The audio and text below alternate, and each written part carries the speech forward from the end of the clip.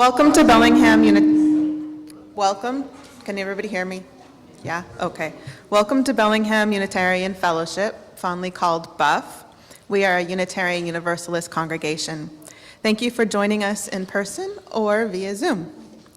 I'm Lucy Kesterson, your celebrant for today. I'm a white-bodied, middle-aged woman with salt and pepper hair, currently in braids. I use she, her pronouns. Our summer services are coordinated by Reverend Barbara Tenhove, affiliated minister who is leading today's service. Our minister, Reverend Sunny Joy McMillan, is off today, much needed. We have a couple of announcements. Following the service today, we will have an ice cream social. There'll be scoops of vanilla with a wide array of toppings, so all taste buds will be cared for. There will also be a bouncy house.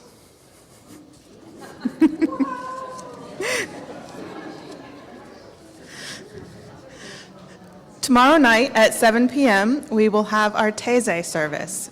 It's a quiet, meditative service with songs and poetry and art, and part of a contemplative tradition that comes from World War II. It's cool. Love it.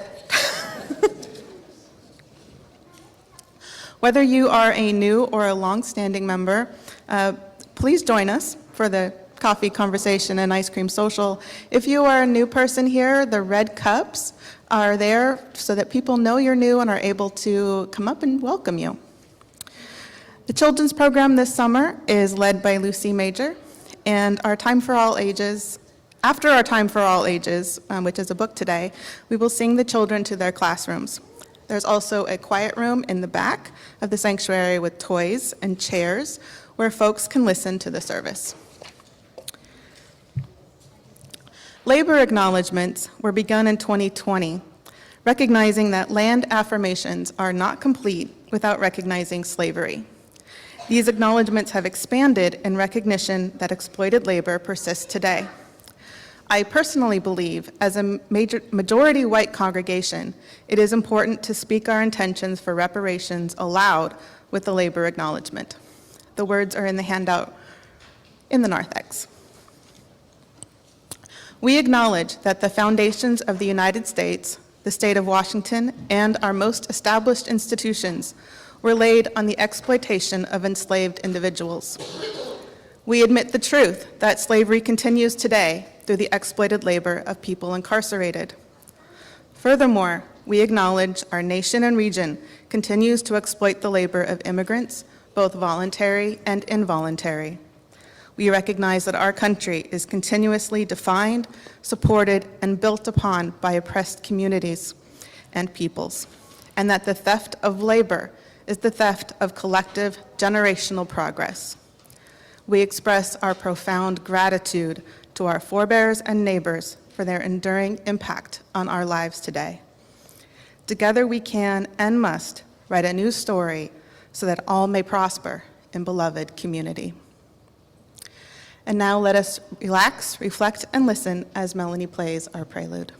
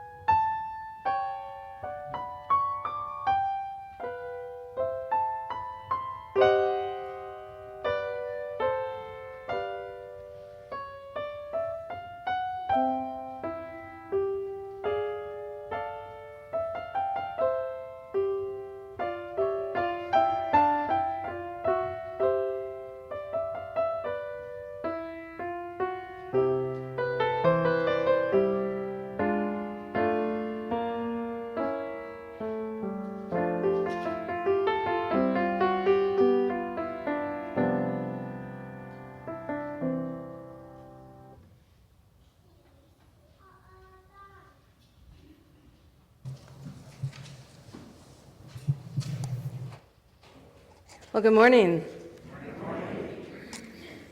I am the Reverend Dr. Barbara Wells Tenhove, and it is my privilege and pleasure to be affiliated here at Buff.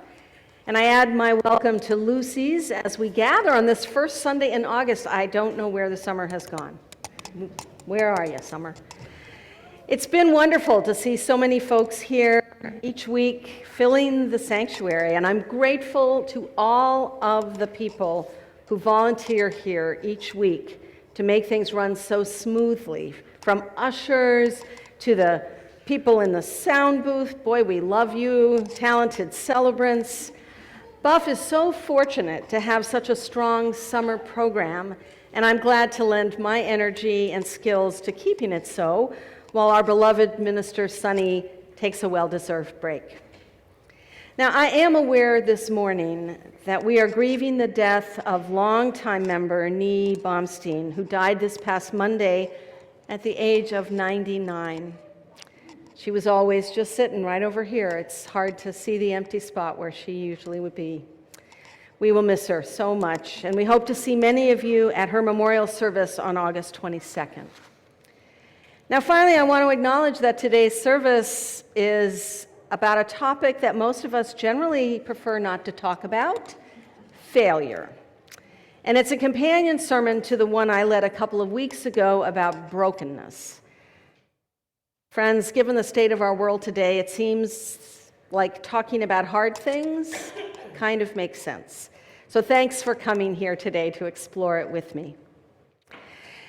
And now I'm going to invite us to sing one of my favorite older hymns. Now, it was given such a terrible name in our hymnal that people have forgotten about it, because it was named not for the poem, Prayer for This House, but for its first line, May Nothing Evil. Now, which one do you want to sing? Prayer for This House or May Nothing Evil?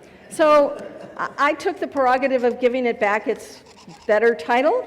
So we're going to sing Prayer for This House. It's hymn number 1, but you'll see the words up on the screen. Please rise, embody your spirit, and we'll sing together.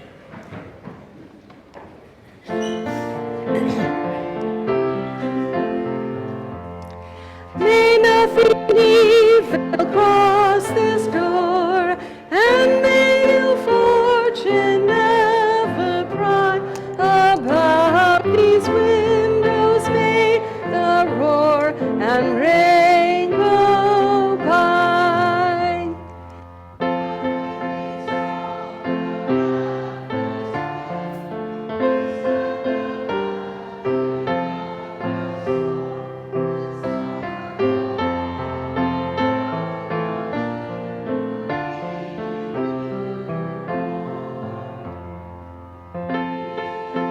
Softly through these rooms. Oh, where's the third and fourth verse, friends? There we go. Corner blooms into a shrine. With laughter drown the raucous shout, and though the sheltering walls are thin, may they be strong to keep it out and hold love in.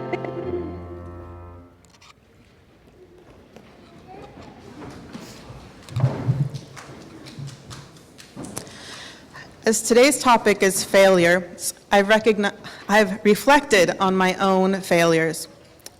Recently, I've had some major stressors in my life, including some health issues. I tried to pretend I had it all together. I ended up in the hospital for several days, literally brought on by stress. A member of my chalice circle said, "We need to get Lucy de-stressed." So I sent a list of 11 things I was stressed about.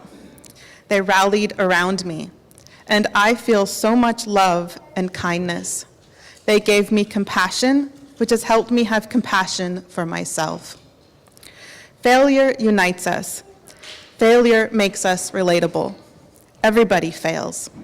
So we light this chalice today for failure, compassion, and community.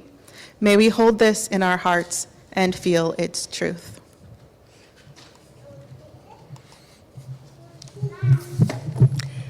Please join me in reciting our covenant, which you should find in your order of service and up here.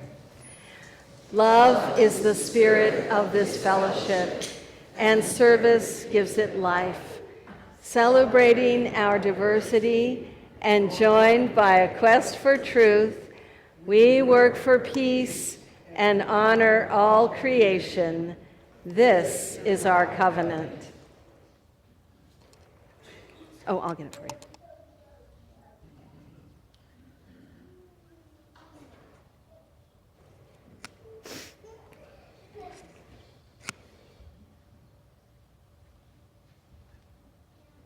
To come forward, we're going to have a story.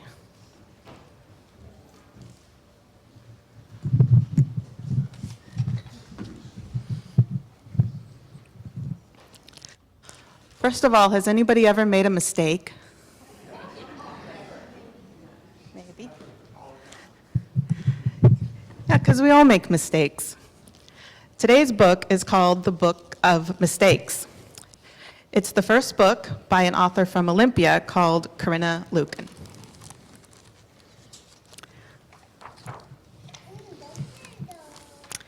It started with a mistake. Making the other eye bigger was another mistake.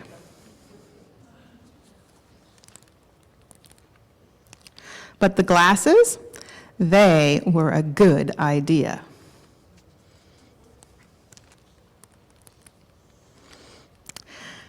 The elbow and the extra long neck, mistakes.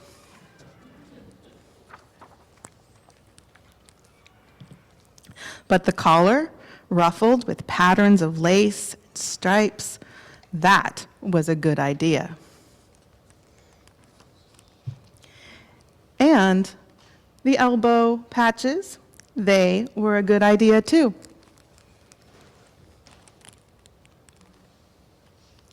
The bush was another good idea, dark and leafy, so that you couldn't see through it. To the frog, cat, cow thing. Another mistake. The big space between the ground and the bottom of the girl's shoes was a little bit of a mistake too.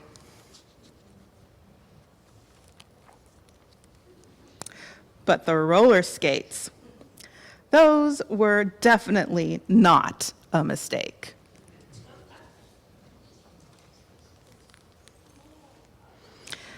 The second frog, cat, cow thing made a very nice rock. And the girl with the very long leg looks like she always meant to be climbing that tree.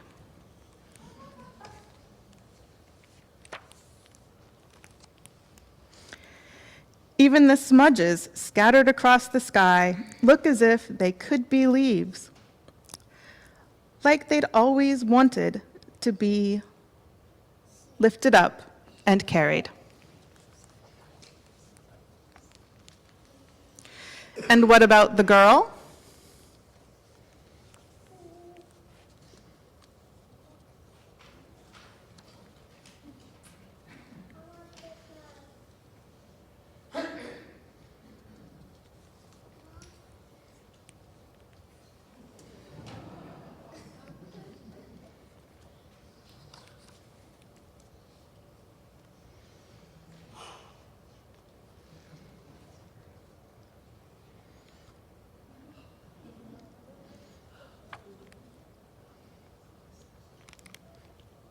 Do you see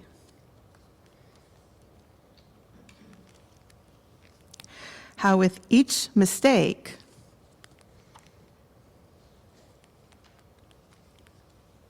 she is becoming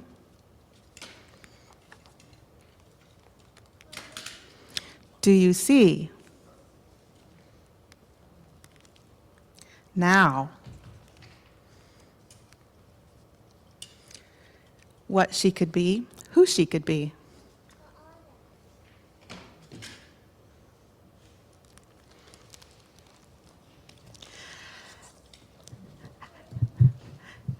And now let's sing the children out. We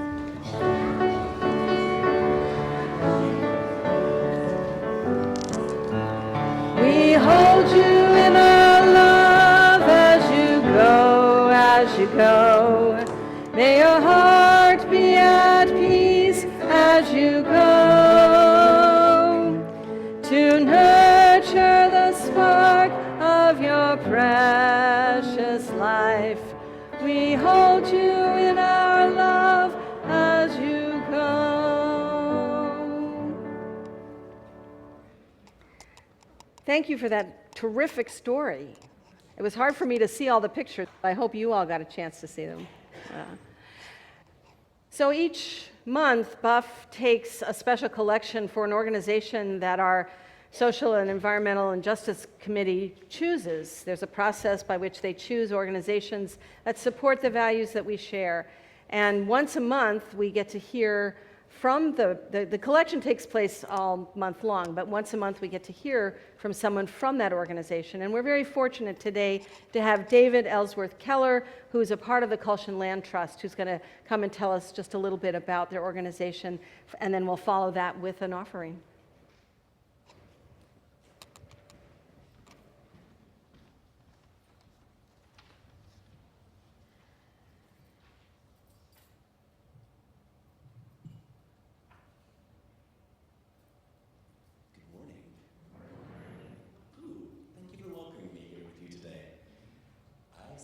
Some of you already know or are familiar with some of the work that Kulshan Community Land Trust does in our community. If not, there is a description that you'll find that you can refer to. And please forgive me for the sake of adhering to the time constraints. I'm going to refer to some words that I've taken the time to write, because if I went extemporaneously, I could just keep going and going. So, rather than tell you specifically what Kulshan Community Land Trust does, or to nerd out about how elegant the Community Land Trust homeownership model is, and it is, and I can nerd out about it, I'd like to take a moment to tell you why it matters for our community. I don't think it's too radical here today to say that homeownership is about so much more than just having an investment vehicle.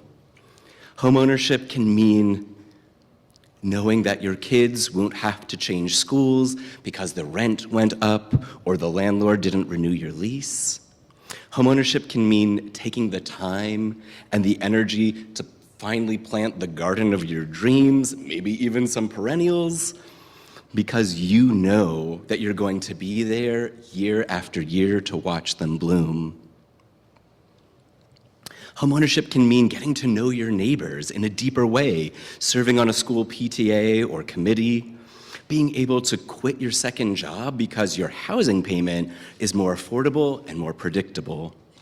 Maybe that means being able to quit that second job means that you have the time to make art or to volunteer or to care for a loved one or simply to be more present in your own life. Maybe homeownership is the feeling that you belong to a place and that you have a place in it. Those things are the foundation of strong families and strong communities. That's why I believe that the work of a community land trust is about more than just creating opportunities for affordable homeownership, although it is certainly that. It's about creating opportunities for people to put down roots in the communities where they already live, work, and contribute so much. It makes homeownership possible for people who are ready for that responsibility but have been priced out by a housing market that no longer reflects what many working households can afford. What I especially appreciate about the Community Land Trust homeownership model, and I am going to nerd out about it because I can't help it, is that it thinks beyond just one homeowner. Every home remains an opportunity for future generations, creating a lasting community asset rather than a one-time benefit. Your generosity today and into the future helps to make that possible. Thank you for supporting the work of Kulshan Community Land Trust and for investing in a community where more people have the chance to not just own a house, but to build their home. Thank you.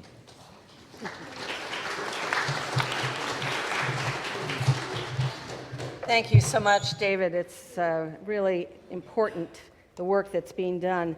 And you'll note in your order of service is a whole description of what the Kulshan Land Trust does. We really hope you'll look at this.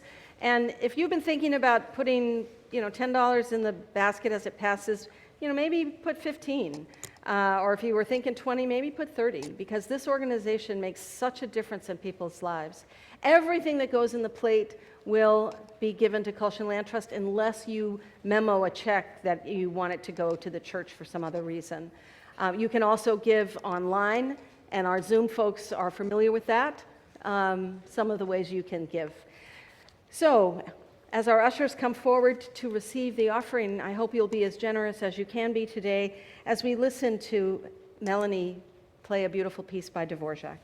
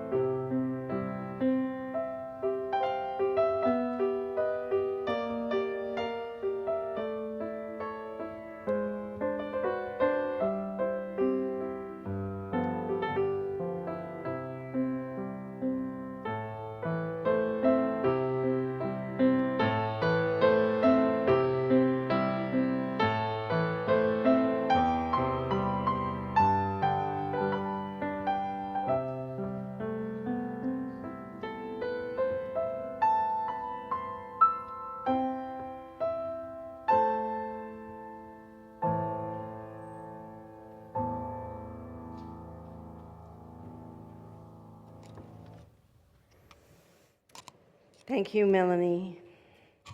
Thank you to all of you for your wonderful generosity. Thank you, David, for the good work that you're doing with the Kulshan Land Trust.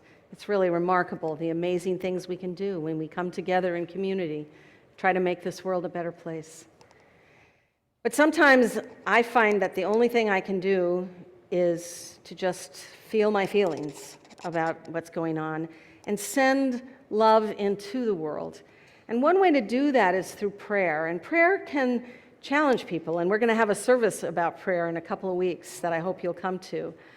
But I'd like to invite us into a time of prayer. And if for you it's easier to just let that word go in your head and out, That's all right. But let's just take a few deep breaths together first.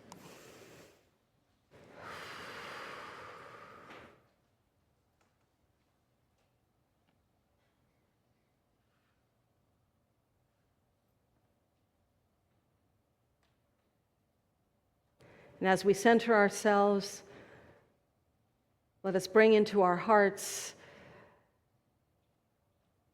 all of the ways that we are blessed. And so we call upon the gracious Spirit, whom we call by many names, to join us in joy. If there is something in your life that is beautiful, that is special, that is new and wonderful, something that's happened recently that you wish to celebrate, I invite you to call that into your mind and imagine all of us here together embracing you and the great wonderfulness of your life. And if that is you, if there is something in your life you wish to celebrate, I invite you to just gently say into this gathered company the simple word, yes.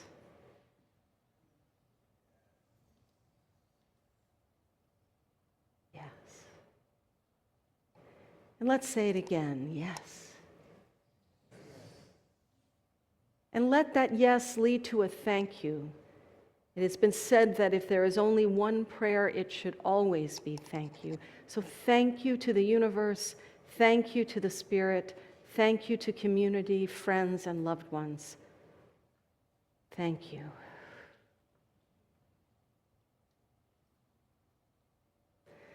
But it is also true that there is great misery and challenge in this world of ours.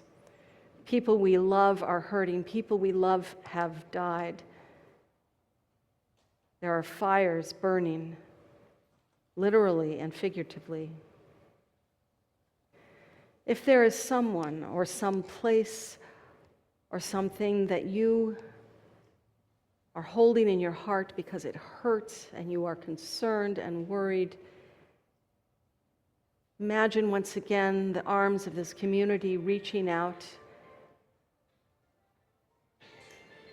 and singing a little song to us.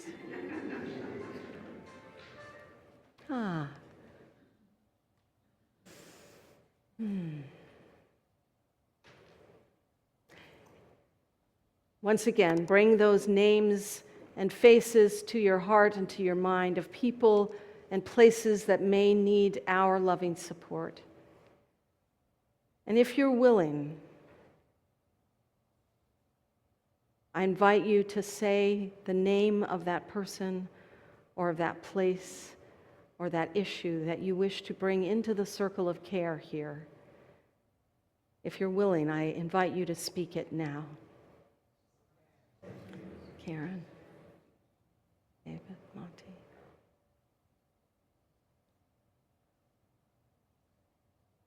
May all those named and all those that we're just carrying in our hearts be held in love. Gracious Spirit, whom we call by many names, we are blessed, we give thanks, we are hurting, but we are held. And we know that this rose will open. We know our fears will burn away. We know our soul will unfurl its wings. We know this rose will open.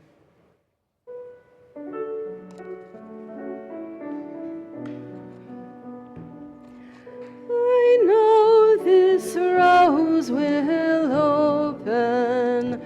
I know my fear will burn away. I know my soul will unfurl its wings. I know this rose will open. I know this rose will open. I know this rose. I know my fear will burn away. I know my fear will burn. I know my soul will unfurl its wings. My soul will unfurl its. I know this rose. I know this rose will open. One more time. I know this rose will open. I know my fear will burn away. I know my soul will unfurl its wings. I know this rose will open. Amen. And blessed be.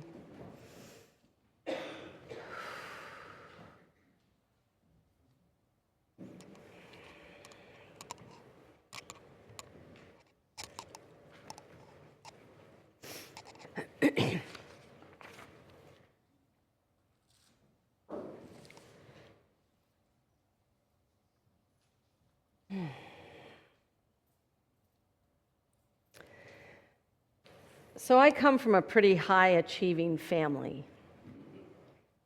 When I was a kid, my father used to brag about the 39 advanced degrees that his father and his aunts and uncles, there were a lot of them, had all accrued. Now, my dad had 3 earned degrees, the big upper kind, plus an honorary doctorate. Education really mattered to him. And perhaps because my mother was the first one in her family to go to a 4-year college, she too placed an enormous weight on her 4 children to not only go to college, but to do extremely well therein. So, when at age 19, my parents had to drive to Vermont from DC to rescue me from a summer camp job at which I had failed miserably, and take me back to our home instead of back to college where they thought I belonged, I felt like a huge failure. I had given up on the professional theater as my life's work. My health had broken, showing the signs of what would ultimately be diagnosed as fibromyalgia, and I had dropped out of school and I had no money. It was one of the bleakest times in my life. I felt like a failure. And other than the fact that I was still pretty young, on most scales, I had indeed failed in my work and education goals. Can we turn our phones off, please? Let's just take a moment, and I'm going to let everybody look at your phone. Turn it off, please. Let's not have a third time the charm. Are we good? We're good. Okay.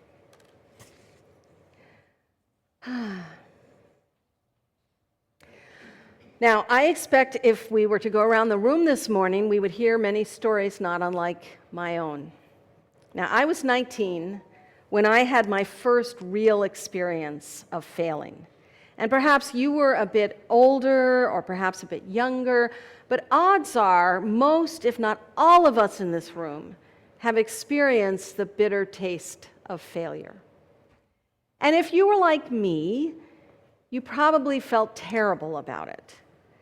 I can still remember getting into my parents' car and driving away from my camp job. I wouldn't even look out the window because I was so ashamed of myself. And it only got worse as I came home to no job, no school, and as far as I could see, no future. Now, perhaps this sounds a bit melodramatic. Humans tend to be so at 19. But as I thought about what I wanted to share with you this morning, I allowed myself a few minutes to remember what it felt like to be, in my humble opinion, an abject failure. And to remember how that experience shaped me into who I am today. For this morning, I want to look at failure not as a weakness, but as a strength. I want to explore how we might change our relationship to failure by looking at it not as a problem to be avoided at all costs, but an actual spiritual strength. And one interesting place I went to see the strength within failure was to, of all people, Margaret Atwood, the Canadian author of the wildly successful book, The Handmaid's Tale, along with many other bestsellers. And she tells the story of how she came to write that book, a book that emerged not from success, but from failure. And hear Lucy read her words now. Failure is just another name for much of real life. Much of what we set out to accomplish ends in failure, at least in our own eyes. Who told us we had to succeed at any cost? But my own personal failure list, it's a long one. Sewing failures to begin with, my bad Latin mark in grade 12, my 51 in algebra, and my failure to learn touch typing. Now that had consequences. But such adolescent slippages come within the normal range. Something more epic, perhaps? A failed novel. There have been several of those. Let's take Norfolk in the winter of 1983. I'd gone there to write. I had some complicated fictional scheme in mind and was pursuing it in a cobblestone ex-fisherman's cottage with cold stone floors. My plot involved various time layers and improbable interweavings of badly realized characters, and the digging up of Mayan eccentric flints. That's what they're called. In a part of Mesoamerica I knew little about. I soon gave up on the eccentric flints, but I had to put in the time somehow because I had such a lovely, though cold, workspace. Perhaps it was those 6 months of futile striving, tangled novelistic timelines, rotten tutors, and chilblains that caused me to break through some invisible wall. Because right after that, I grasped the nettle I had been avoiding and began to write The Handmaid's Tale. Get back on the horse that threw you, as they used to say. They also used to say, you learn as much from failure as you learn from success.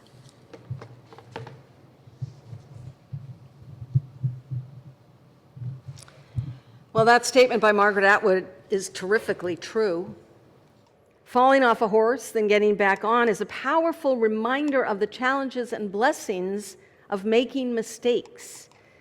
Ask any alcoholic or drug addict who has found their way to sobriety, and they will tell you about the benefit of hitting bottom. It's really true that for many of us, we can't focus on who we are and what we're meant to do without falling off the horse and landing hard and often on our bottoms.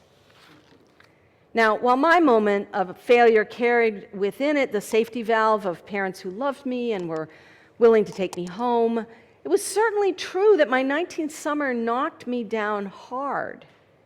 And yet that miserable season when my life imploded offered new possibilities to me. It led me back to the church. It helped me see that I wasn't alone, that my parents accepted me even if I wasn't the best student, the greatest actor, the sweetest and nicest of all their daughters. That one we could argue about some. I was only and could be myself. And out of that knowledge, a tiny flame of religious yearning was nurtured, and within 3 years, I was a college graduate, heading to seminary, and a new life as a Unitarian Universalist minister. I won't say picking myself up was easy, but I managed. And though there have been other moments of failure since then, I learned that summer that failing did not make me a failure. I could and did find ways to get back on my feet and move on. I think that's what makes failure such a powerful spiritual strength. Failing can teach us what really matters. It can drain away the inessentials. It can open a door into something new. It can help us feel under our feet the rock that sustains us. Now, don't get me wrong. Like Margaret Atwood, I recognize that failure can feel pretty darn cold, and I know that for many people, the rock bottom onto which they fall can damage, even kill. For some, the world offers not open doors, but painful barriers, and it can truly be too much to fail over and over again. And sometimes failure comes through no fault of our own, and there is no one there to help us up, like the Kulshan Land Trust. No hope that things will get better. And when that happens, failure can wither all that is beautiful inside us and lead us to despair. But there is wisdom out there to help us navigate through our failures and perhaps keep us from succumbing to that despair. These words from the great rabbi and writer Harold S. Kushner from his book, Overcoming Life's Disappointments, speak to our topic. Every disappointment, every rejection, every dream that doesn't come true leaves a wound in a person's soul. Major setbacks, divorce, bereavement, infertility, crippling illness, losing your job leave permanent scars. Small disappointments, being passed over for a promotion, having a close friend suddenly too busy to find time for you, leave smaller wounds, but wounds nonetheless. The question is not, can I get through life without some failures and rejections? Because you can't. And the more you aspire to in your life, the more you yearn for, the more scars you will accumulate along the way. The real question is, how will you respond to these disappointments? Will you respond with bitterness, envy, and self-doubt, or with resilience and wisdom?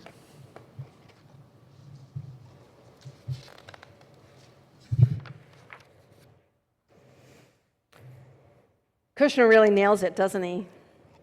How will we get up from the inevitable failures, pain, and loss that are the human's lot in life? Well, one way is to recognize that those failures and those losses are like the artist's mistakes that led to new and interesting things in the story Lucy told. They're not dead ends, but new opportunities, or at least they're not always dead ends. Now, perhaps we might imagine failure as a spiritual strengthening program, not unlike exercise. And doing this kind of exercise may be particularly important for a lot of us in this room. As Unitarian Universalists, we are, generally speaking, well-educated and privileged. We have many gifts that we are called to use in service to others, and we have expectations that we will offer them through our work, our families, and our community involvement. We set high standards for ourselves. It's what we do. When my husband Jocko and I moved to Bainbridge Island in 2008 to serve Cedars Unitarian Universalist Church, we found a community quite a lot like many Unitarian Universalist congregations, including this one. It was a lovely place to live, with lots of folks with advanced degrees and high-achieving lives.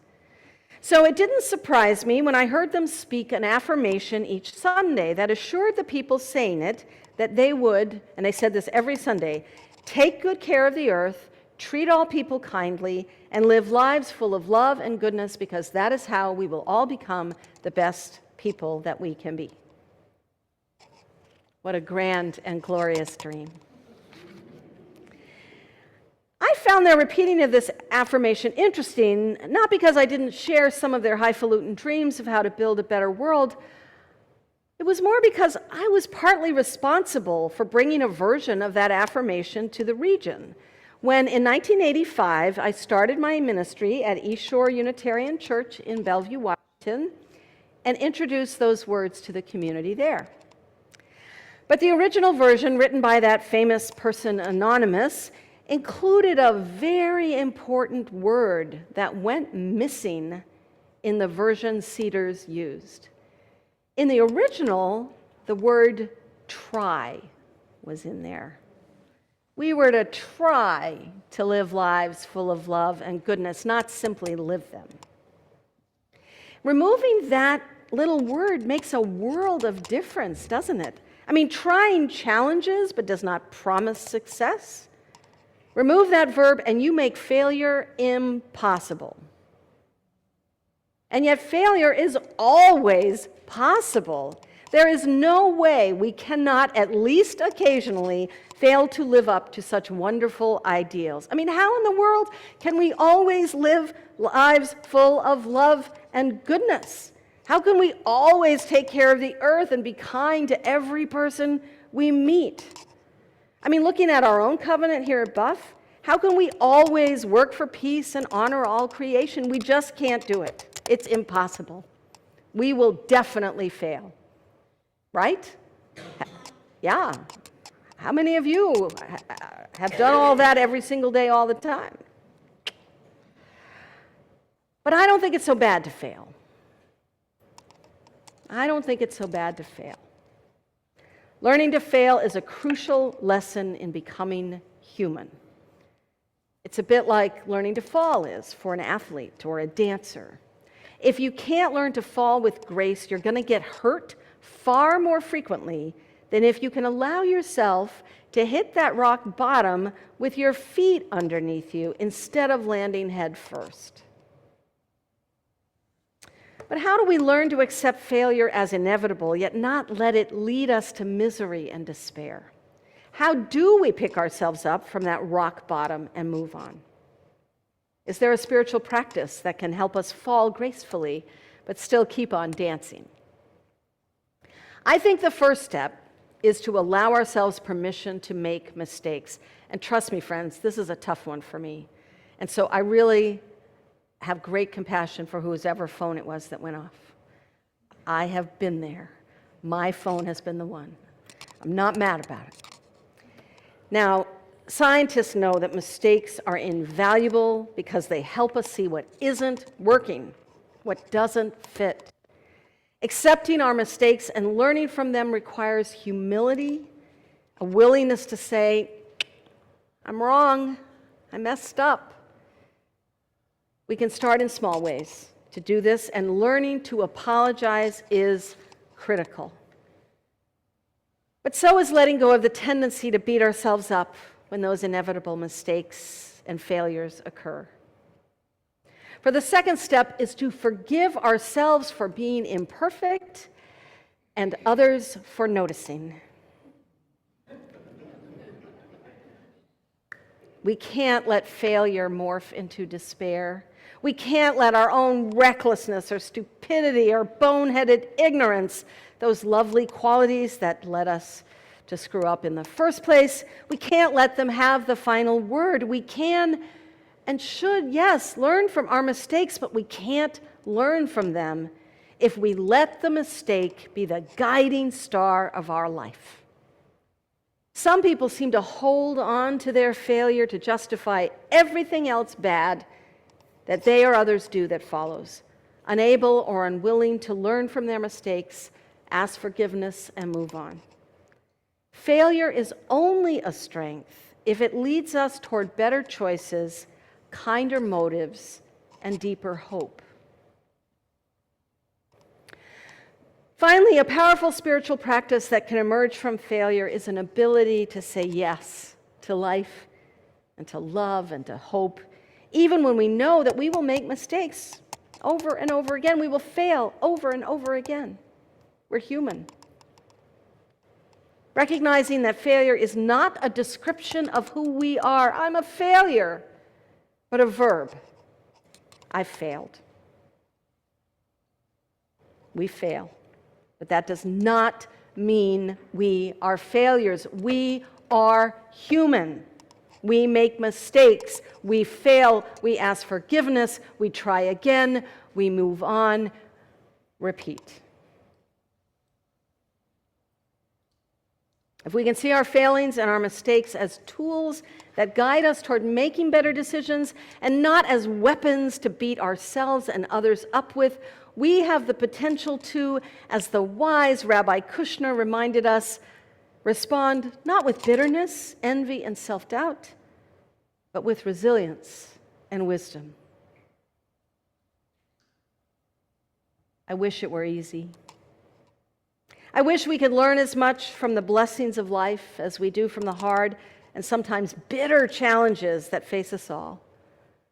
But the spiritual path is not the easy path. It requires of us courage to face with faith our fears and our failures and to move past them. It asks us to sing boldly. Just as long as I have breath, I must answer yes to life. Though with pain I made my way, still with hope I meet each day. If they ask what I did well, tell them I said yes to life. Just as long as vision lasts, I must answer yes to truth. Just as long as vision lasts, I must answer yes to truth. In my dream and in my dark, always that elusive spark. If they ask what I did well, tell them I said yes to truth. Just as long as my heart beats, I must answer yes to love. Disappointment pierced me through, still I kept on loving you. If they ask what I did best, tell them I said yes to love. Let's sing this wonderful song together. It's hymn number 6. I was going to say you'd see the words, but no, you won't. Hymn number 6 in the gray hymnal. Please rise and body your spirit, and we'll sing together.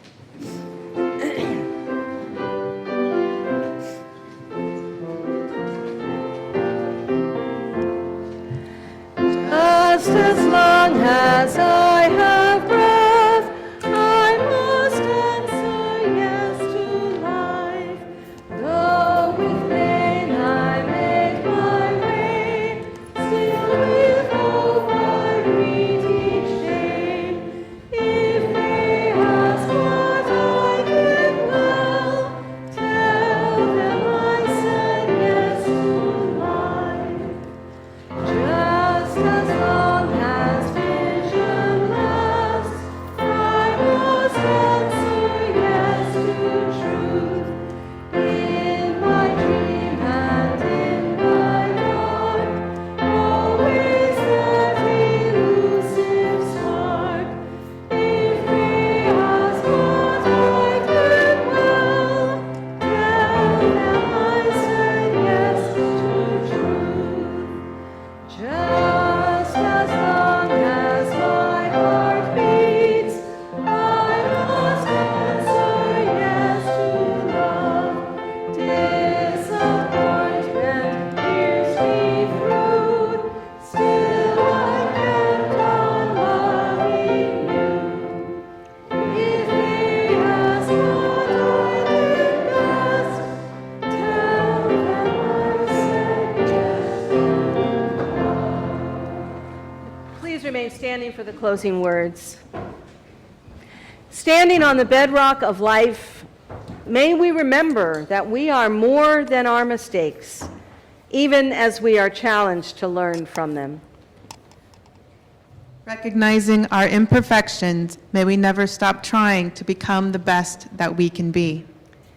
And even in the midst of disappointment and failure, may we still find the courage to say yes with conviction and hope to life and truth and love. As Lucy extinguishes our flaming chalice, the symbol of our religion, please join me in saying these words that we are now saying each week that are printed in your order of service. We extinguish this flame, but not the light of truth, the warmth of community, or the fire of commitment. These we carry in our hearts until we are together again. And we have a special way of closing here at Buff. We invite you to find yourself into 1 or 2 circles, and we will sing together hymn 155. You know the name. It's Circle Around for Freedom.